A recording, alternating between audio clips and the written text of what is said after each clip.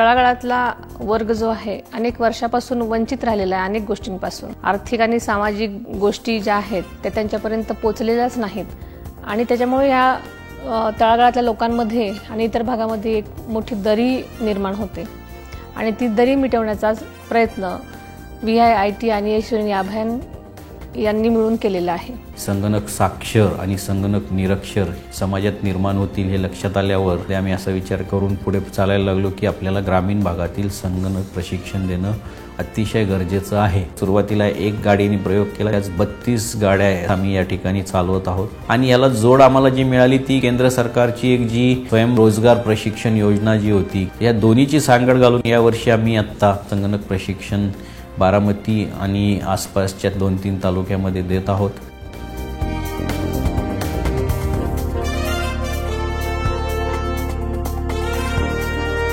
हे आपण ज्या ज्या ठिकाणच्या मागण्या येतात त्या त्या ठिकाणी जातो आणि मॅक्झिमम आपण एक रिमोट लोकेशनला पोहोचायचा प्रयत्न करतो। हे मला स्वतःला कुठं शिकण्याची संधी नाही मिळाली, त्याच्यामुळे मी हे गावात कार्यक्रम आणला की जेणेकरून आपल्या इथल्या लोकांना शिकायला संधी मिळेल।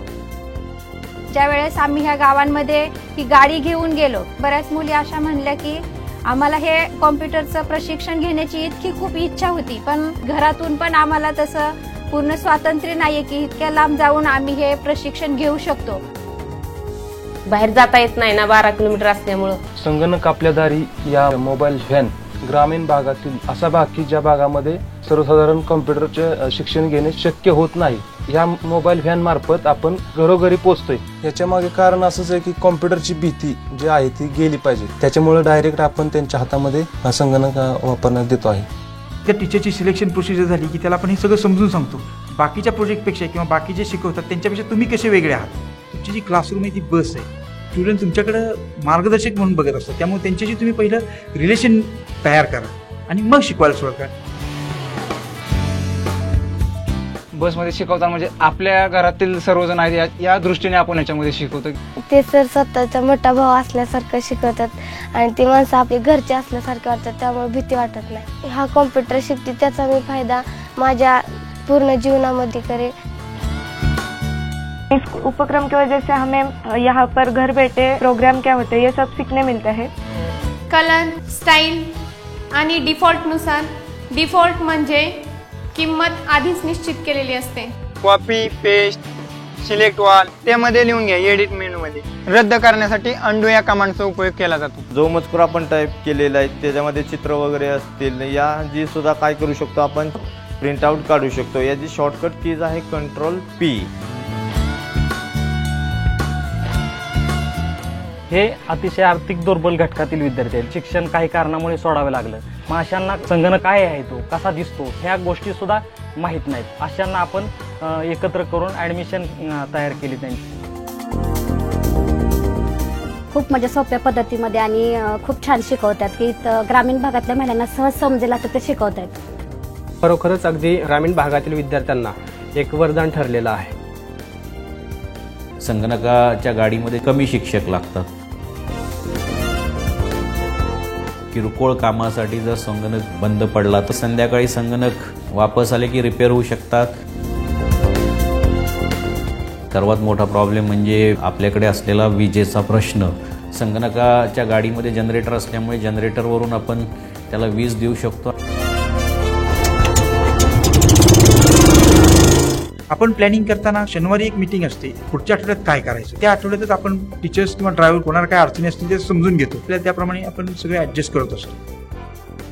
ही जी योजना आहे ती अतिशय चांगली आहे, त्यामुळे मी 4 किलोमीटरवरून सायकलवरती येते। बस आल्यापासून प्रेहजर आहे तिथं कॅम्प्युटरला, तर आता मला नेले तर मी बी शिकन की मला काही माहिती नव्हते, फक्त कॉम्प्युटर चाललंय जगात माहिती होतं, पण गावापर्यंत नाही, त्यामुळे शिकू शकत नव्हते।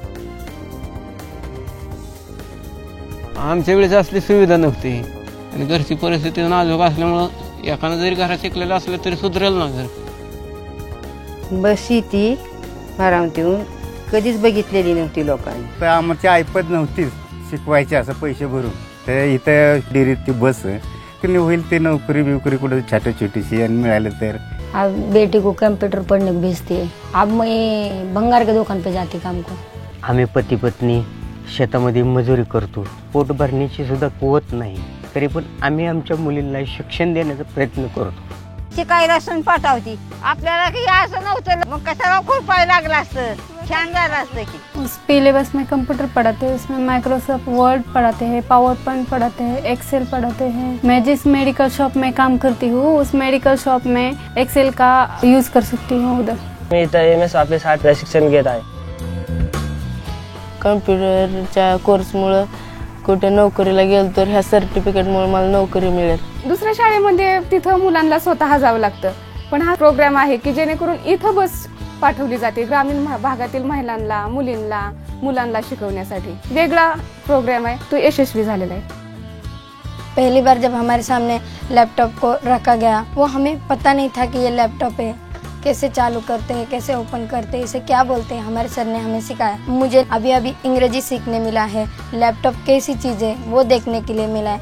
आगे चलकर आगे ही नौकरी मांगने गई, अगर मुझे पूछा गया कि लैपटॉप कौन सी चीज़ है और तुम्हें आता है क्या, तो मैं उसे मुंह तोड़ जवाब दे सकूं. संगणकाचं ट्रेनिंग द्यायचा प्रयत्न विद्याप्रतिष्ठान करत आहे. अत्यंत चांगला उपक्रम गव्हर्नमेंट ऑफ इंडियाच्या मदतीने वोकेशनल सुधारण्यासाठी होतोय. ह्या माध्यमातून प्रत्येक घरापर्यंत, प्रत्येक गावापर्यंत, प्रत्येक झोपडीपर्यंत संगणकाचं शिक्षण हे गेलं पाहिजे, हाच एक छोटासा प्रयत्न आहे. हा यशस्वीपणे विद्याप्रतिष्ठाननी केलेला आहे. ज्या मोठ्या प्रमाणात आज आपल्याला प्रतिसाद मिळतोय त्यावरून गावांची संख्या वाढवणे, तसेच बसेसची संख्या वाढवणे, जेणेकरून तळागाळातली स्त्री, मुलगी ही शिक्षित झाली पाहिजे असा आमचा मानस आहे.